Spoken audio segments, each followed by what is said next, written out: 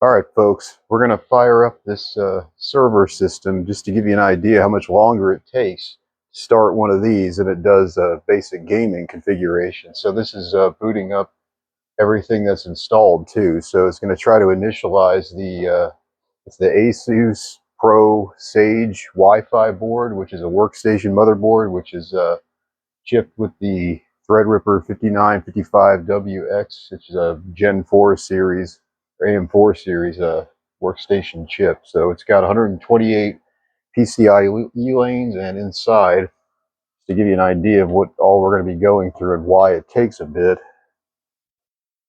I'm going to pull the cover off.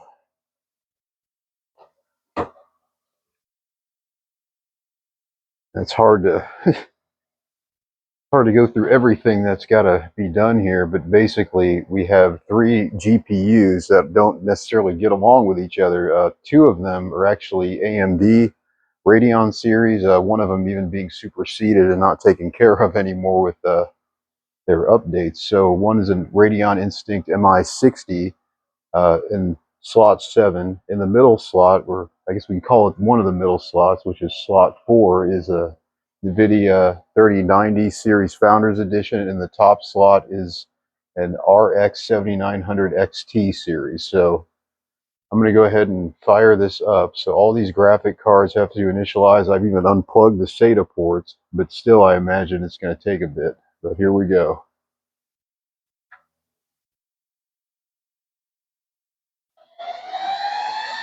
And that loud whistling sound, that is the server fan that I've retrofitted to cool the Radeon Instinct MI60, which is actually set up, well, its original setup is for passive cooling, so it would take the airflow from the large server system and probably be sitting aside several others of its like. And here we are, we're at code 64, so right now I'm seeing the BIOS screen,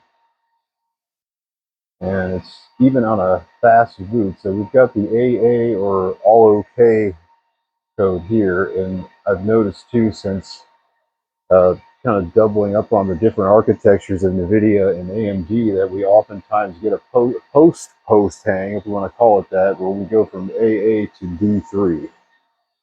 Let's see if we get past that. So here we go. And it's got the caps or the num lock on, so that is surprisingly quick. And we're still in AA. And everything is running. So if we were to time that, and if I were to run it in a reboot, we can try it again and see how long it takes.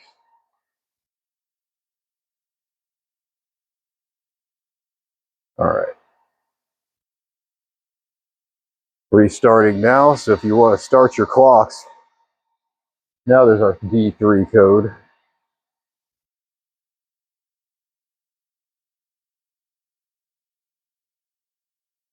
Feels about 10 seconds, maybe 15.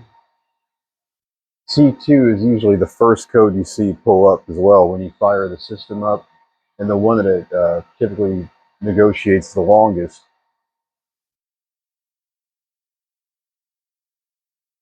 So it runs a few seconds on C2, and then there it goes, and 13, F3, 97, 9C, and then 64. Usually from there we get to the AA. Oh, there we go, no, 61, and then AA, pardon me. Or maybe not, maybe that is just different. 30 seconds, maybe 45. Sure, the video itself will be able to time it much better because you're watching it.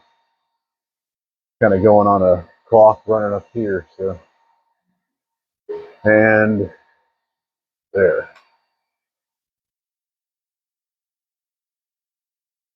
About a minute, maybe. Well, anyway, we'll have to look at the comments and see what y'all time that as. I got about a minute. And please take a second and like and subscribe and follow these videos. It really helps to make more content. As you can tell, this is not the most expensive, finest system out there. I've kind of rigged this thing. Oh, we got an exception. Huh. Well, I guess I'll quit that app, whatever that might have been. Writing that debloat script probably did it.